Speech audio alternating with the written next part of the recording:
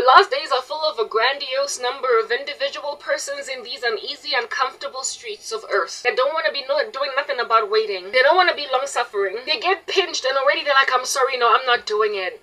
Mamela, it's a pinch. How much worse are you going to be suffocating when you get cut with a razor? This is just a pinch. The Lord said that very same thing to, I believe, Jeremiah and also Habakkuk. Dude, RJB lamenting, complaining, lamenting, complaining, lamenting, complaining. You know how Jeremiah wrote the Lamentations? And God said, if you're lamenting like this and you are so out of whack like this, when you're dealing with men on foot, what are you going to do when you're dealing with men on horseback? God says that to you. If you get pinched and you're like, wah! You'll be like, my goodness, tomorrow you're going to be cut with a razor. What are you going to do then? It's not an amputation. Relax. Get up and eat. God has a thing about telling these people who are panicking when they're being met with all different kinds of persecution.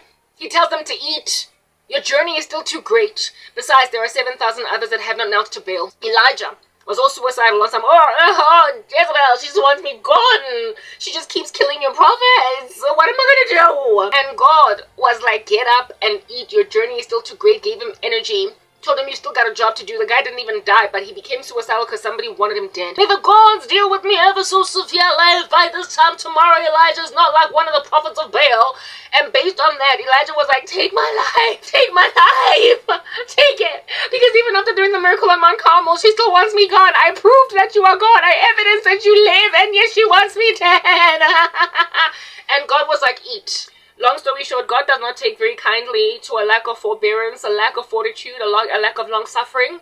The Lord always responds to people who are namby-pamby and complaining when they are in God, and so therefore can't nobody be against them. He just tells them, straighten up and fly right. Stop complaining if at all you're dealing with men on foot like this, so namby-pamby. What are you going to do when they're on horseback? He tells them, get over yourself, because I am with you, and so therefore can't nobody be against you. So all of y'all are impatient randos of 2025.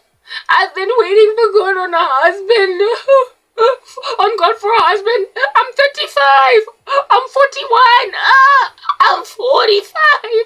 God is gonna tell you Sarah was 90. Get up and eat. And if you don't get up and eat, if you don't respond like Habakkuk, like Jeremiah, if you don't respond like Habakkuk, Jeremiah and Elijah, and essentially realize that you're being namby-pamby, you will allow yourself to marry anything because you're now 41 without a husband. In a situation and an era and a time where there are so many hybrid men doing their rounds in these streets that your husband will end up being a hybrid.